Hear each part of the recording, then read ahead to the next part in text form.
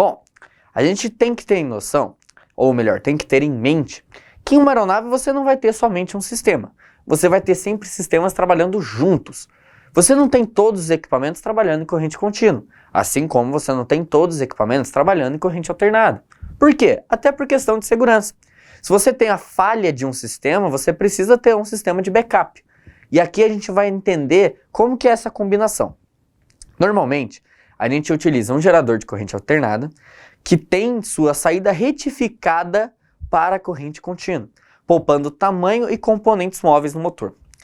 Vamos lá. Quando a gente tem um carro 1.0, aquele uninho, aquele Celtinha, pô, você vai subir a ladeira e ele tá com ar conde, o bicho fica cansado, o bicho, pô, sofre para subir. A ideia em um motor é a mesma coisa. Você tem muita coisa sendo girada, você tem um peso maior. Peso maior não no sentido de peso para a aeronave, mas uma dificuldade maior em ter a energia disponível no motor. Então assim, se você já tem uma quantidade grande numa aeronave de equipamentos ali, imagina mais um.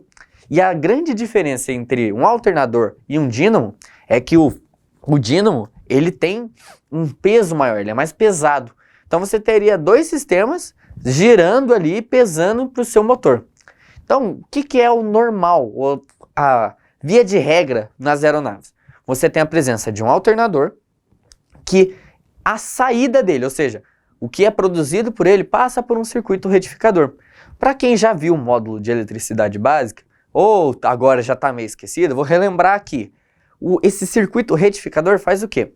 Nós temos aquela saída de onda, vamos dizer assim, né? Aquela senoide que está subindo e descendo. O nosso circuito retificador, ele pode ser de meia onda, que ele vai pegar somente o ciclo positivo. Ele pode ser de onda completa, que ele vai fazer a tensão, ou a corrente, né, sair em picos. Só que isso aí passa por um circuito que vai deixá-lo o mais estável possível, para que a gente tenha, a partir de uma onda de corrente alternada, uma linha de corrente contínua.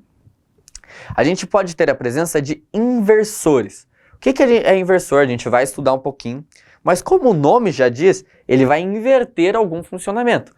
Ele pega a corrente contínua e transforma em alternada. Ah, mas por que a gente tem isso, professor?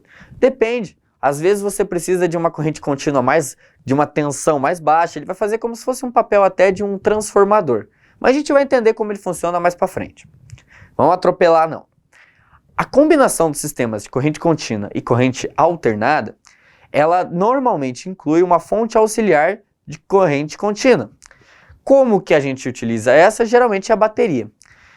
Esse gerador é acionado frequentemente por uma unidade independente de força movida a gasolina ou a turbina, uma Hatch, por exemplo. Bom, vamos lá por partes. Quando a gente tem uma aeronave pequena, uma aeronave pequena, pessoal, o que acontece? Você vai ter uma fonte de energia de corrente contínua vinda de onde? Da bateria. Mas uma aeronave de grande porte, a gente tem a Hatch. O que é a Hatch? É Ram Air Turbine.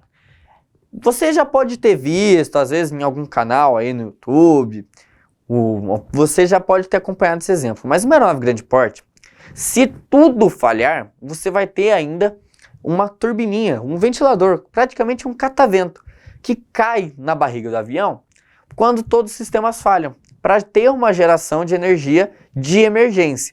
Isso é uma Hatch, é a Ram Air Turbine. Esse Ram Air Turbine significa que é de ar de impacto, uma turbina de ar de impacto. Tudo bem? Mas em uma aeronave pequena, onde a gente tem uma fonte de energia contínua, de corrente contínua? A nossa bateria.